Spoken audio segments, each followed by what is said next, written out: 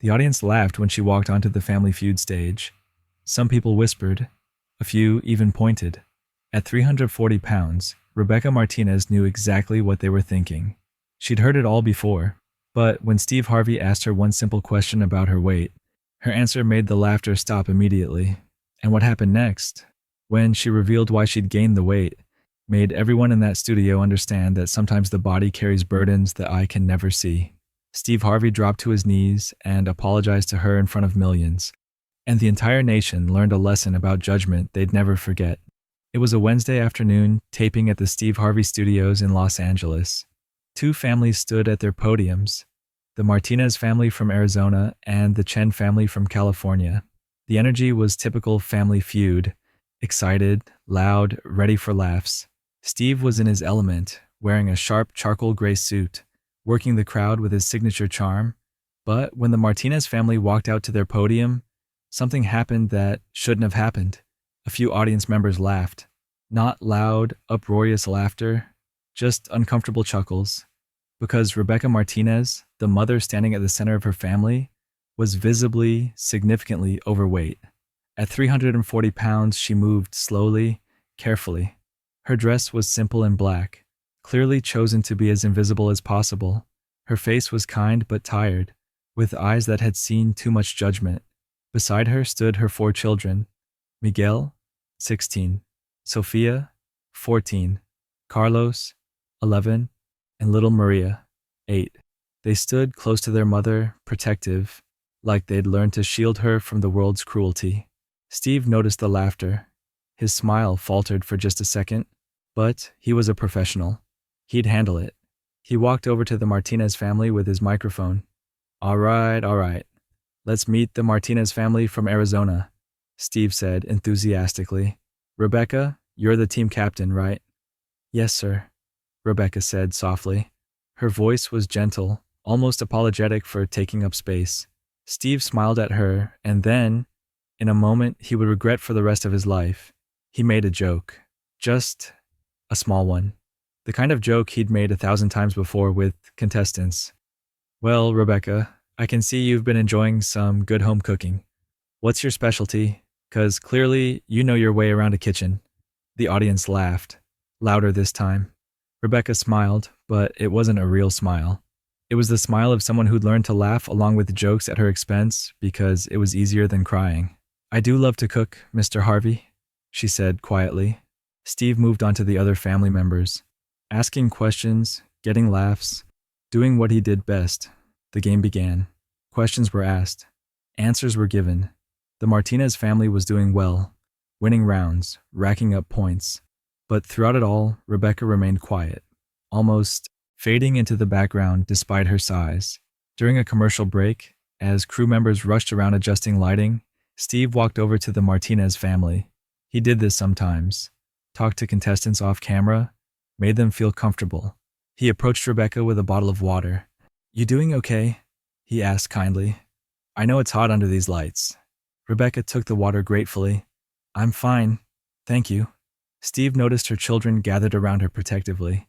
He noticed how they kept glancing at her, worried. He noticed something else too, the way Rebecca's hand shook slightly as she opened the water bottle.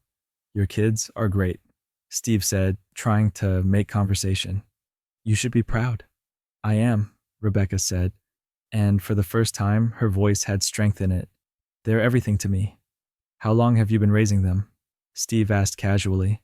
Rebecca hesitated. Her eyes filled with something, pain maybe, or memory. 5 years. I've been raising them for 5 years. There was something in the way she said it that made Steve pause.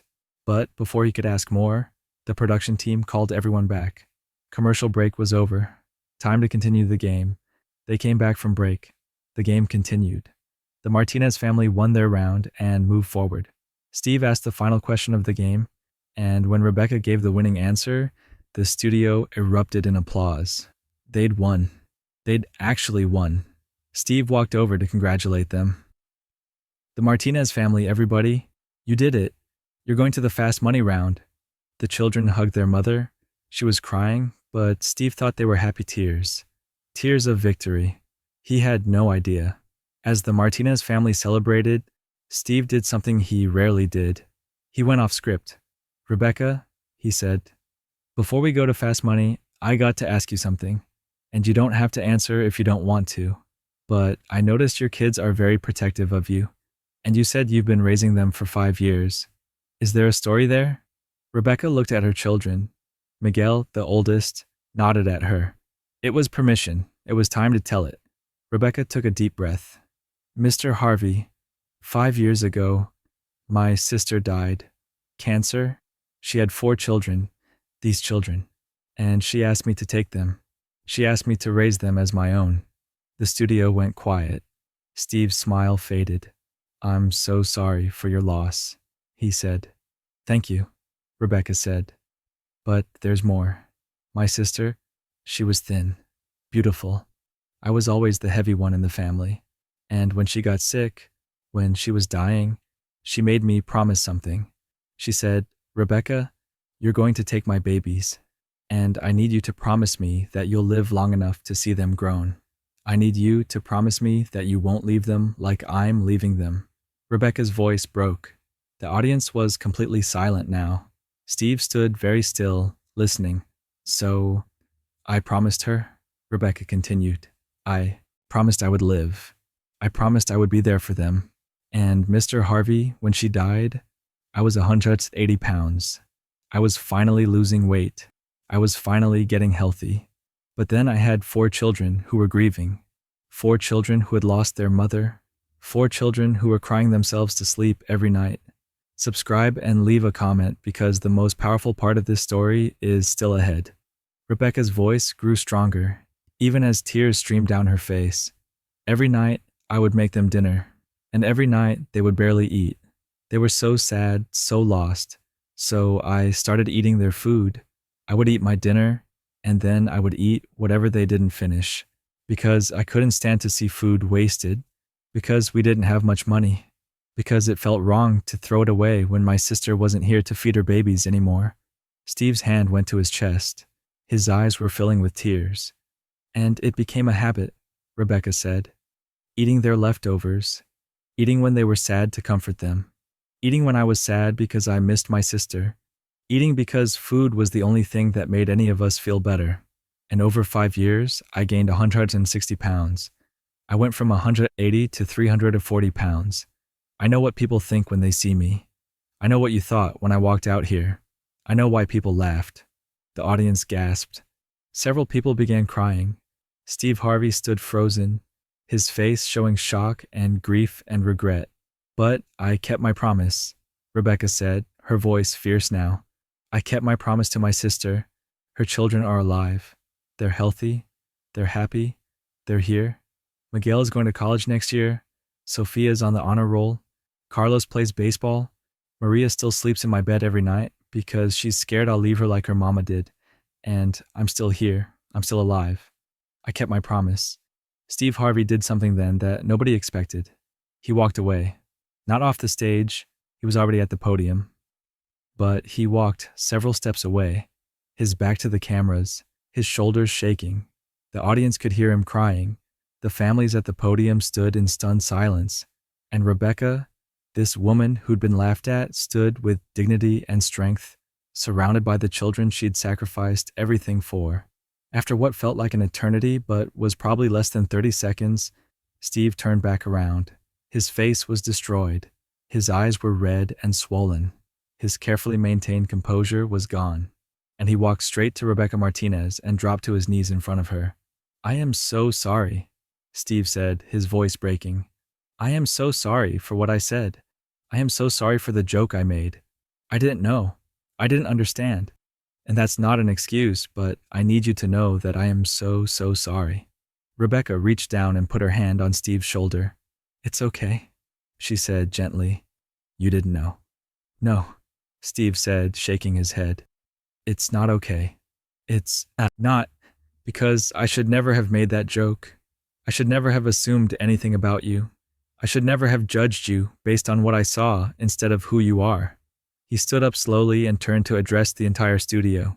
Ladies and gentlemen, I need to say something. I made a joke earlier.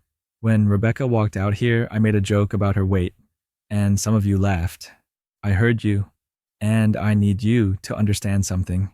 Every person you meet is carrying a burden you can't see. Every body tells a story, and we have no right to judge someone based on their appearance. He looked back at Rebecca. You are a hero. You hear me? You are a hero. You took in 4 children who weren't yours. You sacrificed your health, your body, everything to keep a promise to your dying sister, to make sure these babies had a mother, to make sure they didn't feel alone. That's not something to laugh at, that's something to honor. The audience erupted in applause, but it wasn't happy applause.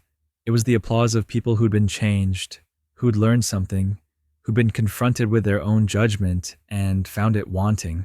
Steve wasn't done. He looked at the production team. We're not going to Fast Money right now. I don't care about the schedule. This family has already won something more valuable than money. He turned back to Rebecca. What do you need? Tell me what you and these children need. Rebecca shook her head. We don't need anything. We're okay. We have each other. No, Steve said firmly. I'm asking what you need. Medical help? Nutritionist? Therapy for the kids? College funds? Tell me. Rebecca's face crumbled. I need help losing the weight, she admitted. I made a promise to my sister that I'd live long enough to see her babies grown, and at 340 pounds, I'm not sure I can keep that promise. The doctor says my heart is struggling. My knees are bad. I'm only 38 years old, and I feel like I'm 70. I want to be there for them, for their graduations, their weddings, their babies, but I need help. Steve nodded, tears still streaming down his face. You'll have it. All of it. I'm going to make some calls. We're going to get you the best doctors, the best nutritionists, the best trainers. We're going to help you keep that promise to your sister, because these children have already lost one mother. They're not losing another. He looked at the 4 children standing beside Rebecca, all of them crying now. Miguel, Sophia, Carlos, Maria, your aunt is a superhero. Your mama was a superhero for giving birth to you, for loving you. And your Aunt Rebecca is a superhero for keeping her promise, for giving up her own health to make sure you felt loved and safe. Do you understand that? The children nodded, clinging to Rebecca, who was sobbing openly now. Steve addressed the audience again. I want everyone watching this to understand something. We live in a world that judges people by their appearance. We see someone who's overweight and we assume they're lazy, undisciplined, that they just eat too much. But you don't know their story. You don't know what they've survived. You don't know what promises they're keeping. He walked back to Rebecca and gently took her hand. Rebecca Martinez, you came on this show to win money for your family. And you did win. But more importantly, you taught all of us something today. You taught us about real love, real sacrifice, real strength. And I promise you, right here, right now, in front of all these people, we're going to help you. You're not alone anymore. The studio gave a standing ovation. The Chen family, their competitors, abandoned their podium and came over to hug the Martinez family. Everyone was crying. The crew members were crying. The cameras caught it all. Share and subscribe. Make sure this story is never forgotten. But the story doesn't end there. Steve Harvey kept his promise. That very night, he made calls. Within a week, Rebecca was connected with a team of doctors, nutritionists, and therapists, not just for her, but for all 4 children, who'd never properly processed the grief of losing their mother. Steve's foundation covered all the costs: medical bills, therapy sessions, gym memberships, healthy meal delivery, everything. And every month, Steve called Rebecca personally to check in, to encourage her, to remind her that she mattered. The episode aired 3 weeks later. The reaction was unprecedented. The clip of Steve apologizing to Rebecca went viral, viewed over 50 million times. But more importantly, it started a national conversation about body shaming, about judgment, about the stories we carry in our bodies. 2 years after that Wednesday afternoon, Rebecca returned to Family Feud. She walked onto that same stage, and the audience gasped. Because Rebecca Martinez weighed 165 pounds. She'd lost 175 pounds. But more importantly, She was smiling, really smiling, the kind of smile that reaches the eyes. Her 4 children walked out with her. Miguel was in college now. Sophia had just been accepted to a prestigious high school. Carlos had made all-stars in baseball, and Maria, sweet Maria, was 10 years old and thriving. Steve Harvey met them at the podium, and he hugged Rebecca for a long time. When he finally pulled back, he said, "Look at you. Just look at you." "I kept my promise," Rebecca said, "to my sister. I'm going to be here for her babies. All of them. For everything." Steve addressed the audience. 2 years ago, I made a terrible mistake. I judged this woman by her appearance. I made a joke that hurt her, and she taught all of us, the most important lesson. Every person you meet is fighting a battle you know nothing about, and the kindest thing you can do is simply not add to their burden. Rebecca spoke to the cameras, to everyone watching. If you're carrying weight, if people judge you, if you feel ashamed, I want you to know your body is telling a story. Maybe it's a story of grief. Maybe it's a story of stress. Maybe it's a story of survival. But it's your story, and you get to decide when and how to change it. Don't let anyone shame you, but also don't let the weight kill you, because somewhere someone needs you to stay alive. The pink dress still hangs in Steve's office, the dress Rebecca wore that first day. Next to it is a photo of Rebecca and her children, before and after. The caption reads, "The day I learned to look beyond what I see." Steve and Rebecca stay in touch. Every year, on the anniversary of her sister's death, Steve calls her. They talk about loss, about love, about the promises we make and the costs of keeping them, because some moments aren't meant to be dissected. They're meant to change us. And on that Wednesday afternoon, millions of people learned that judgment is easy, but understanding requires compassion. That bodies carry stories we can never know just by looking. That heroism sometimes looks like sacrifice, like gaining weight to feed orphan children, like loving someone else's babies as fiercely as your own. Steve Harvey made a joke that day, but what he really did was create a moment that taught the world about empathy, about looking deeper, about recognizing that strength comes in all sizes and shapes and stories. That's not just television. That's transformation. That's legacy.